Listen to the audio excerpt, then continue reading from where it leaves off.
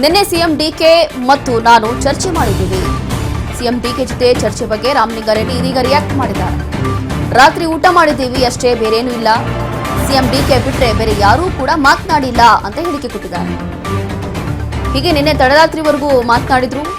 ರಾಮಲಿಂಗಾರೆಡ್ಡಿ ಅವರು ಎಲ್ಲಿ ಹೋಗಿದ್ರೋ ಅದೇ ಜಾಗದಲ್ಲಿ ಸಿಎಂ ಡಿಕೆ ಶಿವಕುಮಾರ್ ಹೋಗಿದ್ರು. ಅವರನ್ನ ಕನ್ವಿನ್ಸ್ ಮಾಡಲಿಕ್ಕೆ ಈ ಸಂದರ್ಭದಲ್ಲಿ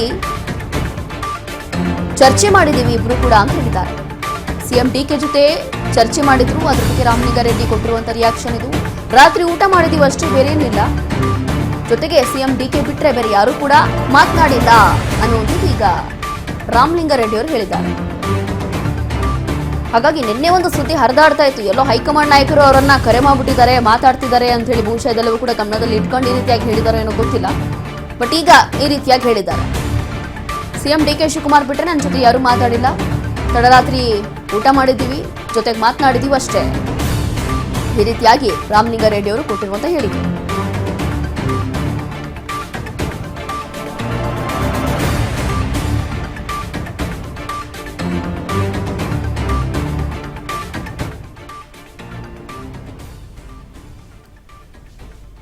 ಹೀಗೆ ನಿನ್ನೆ ತಡರಾತ್ರಿ ಏನು ಭೇಟಿಯಾಗಿದ್ರು, ನಿನ್ನೆ ತಡರಾತ್ರಿ ಹೋಗಿ ಸಿಎಂ ಡಿಕೆ ಶಿವಕುಮಾರ್ ಹೋಗಿ ಅವರನ್ನ ಕನ್ವಿನ್ಸ್ ಮಾಡಲಿಕ್ಕೆ ಪ್ರಯತ್ನ ಪಟ್ಟಿದ್ರಲ್ಲ, ಆ ಸಂದರ್ಭದಲ್ಲಿ ಏನೆಲ್ಲ ಚರ್ಚೆ ಆಗಿದೆ ಅನ್ನೋಂಥದ್ದು ಈಗಲೂ ಕೂಡ ಸಸ್ಪೆನ್ಸ್ ಆಗಿ ಉಳಿತಾ ಇದೆ. ಅದನ್ನು ಯಾರು ಕೂಡ ಅಧಿಕೃತವಾಗಿ ಹೇಳಲಿಲ್ಲ.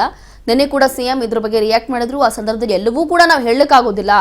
ಅಲ್ಲಿ ಏನು ಮಾತಾಡಿದ್ವಿ ಅಥವಾ ಖಾತೆಗಳ ವಿಚಾರದಲ್ಲಿ ಇನ್ಸೈಡ್ ಏನೆಲ್ಲ ಆಗ್ತಾ ಇದೆ ಅದೆಲ್ಲವೂ ಕೂಡ ನಿಮ್ಗೆ ಹೇಳಬೇಕಾ, ಹೇಳೋ ಅವಶ್ಯಕತೆ ಏನಾದ್ರು ಇದೆಯಾ ಅಂತ ಹೇಳಿ ಈ ರೀತಿಯಾಗಿ ಪ್ರಶ್ನೆ ಮಾಡಿ ಹೋಗ್ಬಿಟ್ರು ಅಷ್ಟೇ. ಅದನ್ನು ಬಿಟ್ಟು ಅಲ್ಲೆಲ್ಲಿ ಏನೆಲ್ಲ ಚರ್ಚೆ ಆಗಿದೆ ಅನ್ನೋಂಥದ್ದು ಕೂಡ ಇಲ್ಲಿ ಸ್ಪಷ್ಟವಾಗಿ ಹೇಳಲಿಲ್ಲ. ಹಾಗಾಗಿ ಅದಾದ ನಂತರ ರಾಮಲಿಂಗಾರೆಡ್ಡಿ ಅವರು ಕೂಡ ಈ ರೀತಿಯಾಗಿ ಹೇಳಿದ್ದಾರೆ. ಸಿಎಂ ಜೊತೆ ತಡರಾತ್ರಿ ಚರ್ಚೆ ಮಾಡಿದ್ದೀವಿ, ರಾತ್ರಿ ಜೊತೆಗೆ ಊಟ ಮಾಡಿದ್ದೀವಿ ಅಷ್ಟೇ, ಬೇರೆ ಏನೂ ಇಲ್ಲ. ಅದರ ಜೊತೆಗೆ ಸಿಎಂ ಡಿಕೆ ಶಿವಕುಮಾರ್ ಬಿಟ್ರೆ ಬೇರೆ ಯಾರು ಕೂಡ ನನ್ನ ಜೊತೆ ಮಾತನಾಡಿಲ್ಲ ಅನ್ನುವಂಥದ್ದು ಕೂಡ ರಾಮಲಿಂಗಾರೆಡ್ಡಿ ಅವರು ಈ ರೀತಿಯಾಗಿ ಹೇಳಿದ್ದಾರೆ. ಕಾರಣ ನಿನ್ನೆ ಅಷ್ಟೇ ಒಂದು ಸುದ್ದಿ ಹರಿದಾಡ್ತಾ ಇತ್ತು, ಎಲ್ಲೋ ರಾಜೀನಾಮೆ ಘೋಷಣೆ ಮಾಡಿದ ಕೂಡಲೇ ಅವರಿಗೆ ಹೈಕಮಾಂಡ್ ನಾಯಕರು ಯಾರೋ ಕರೆ ಮಾಡಿದ್ದಾರೆ, ಕರೆ ಮಾಡಿ ಅವ್ರಿಗೇನೋ ಕನ್ವಿನ್ಸ್ ಮಾಡಿದ್ದಾರೆ, ಈ ರೀತಿಯಾದಂಥ ಸುದ್ದಿ ಎಲ್ಲೋ ಹರಿದಾಡ್ತಾ ಇತ್ತು. ಹಾಗಾಗಿ ಇದೆಲ್ಲವೂ ಕೂಡ ಗಮನದಲ್ಲಿ ಇಟ್ಕೊಂಡು ಬಹುಶಃ ರಾಮಲಿಂಗಾರೆಡ್ಡಿ ಅವರು ಈ ರೀತಿಯಾಗಿ ಹೇಳಿರ್ಬೋದು. ಅಂದ್ರೆ ಸಿಎಂ ಅವ್ರು ಬಿಟ್ರೆ ಮತ್ತೆ ಬೇರೆ ಯಾರು ಕೂಡ ನನಗೆ ಕರೆ ಮಾಡಿಲ್ಲ ಅಥವಾ ಬೇರೆ ಯಾರು ಕೂಡ ನನ್ನ ಜೊತೆ ಮಾತನಾಡಿಲ್ಲ ಅನ್ನೋಂಥ ಒಂದು ಉದ್ದೇಶ ಅಥವಾ ಒಂದು ವಿಚಾರ ಗಮನದಲ್ಲಿ ಇಟ್ಕೊಂಡು ಈ ರೀತಿಯಾಗಿ ಹೇಳಿರ್ಬೋದು. ಹೀಗಾಗಿ ಸದ್ಯಕ್ಕೆ ಇದೆಲ್ಲವೂ ಕೂಡ ಬೆಳವಣಿಗೆ ಆಗ್ತಾ ಇದೆ.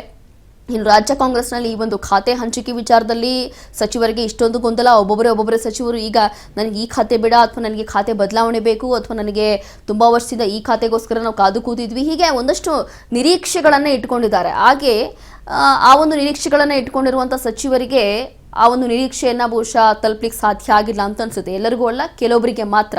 ಹಾಗಾಗಿ ಇದೆಲ್ಲವೂ ಕೂಡ ಸದ್ಯಕ್ಕೆ ಆಗ್ತಾ ಇರುವಂಥ ಬೆಳವಣಿಗೆ. ಈಗ ಸದ್ಯದಲ್ಲೇ ಮೊದಲನೇದಾಗಿ KH ಮುನಿಯಪ್ಪ ಅವರು ಇರ್ಬೋದು. KH ಮುನಿಯಪ್ಪ ಅವರು ಕೂಡ ಒಂದು ರೀತಿಯಾಗಿ ಕನ್ವಿನ್ಸ್ ಆಗಿ ಹೋದ್ರು ಅಂತ ಅನ್ಸುತ್ತೆ. ಅದಾದ ನಂತರ KJ ಜಾರ್ಜ್ ಅವರು ಕೂಡ ಎಲ್ಲೋ ಒಂದು ರೀತಿಯಾಗಿ ಅಸಮಾಧಾನ ಹೊರಹಾಕಿದ್ರು ಅನ್ನೋಂಥದ್ದು ಕೂಡ ಚರ್ಚೆ ಆಗ್ತಿತ್ತು. ಬಟ್ ಅದ್ರ ಬಗ್ಗೆ ಇವರೆಲ್ಲರೂ ಕೂಡ ಎಲ್ಲೋ ಹೇಳಿಕೆ ಕೊಡ್ತಾ ಇದ್ದಾರೆ. ಹೌದು, ಇದು ಎಚ್ಚರಿಕೆಯ ಗಂಟೆ, ಅದು ಇದು ಅಂತ ಹೇಳ್ತಿದ್ದಾರೆ.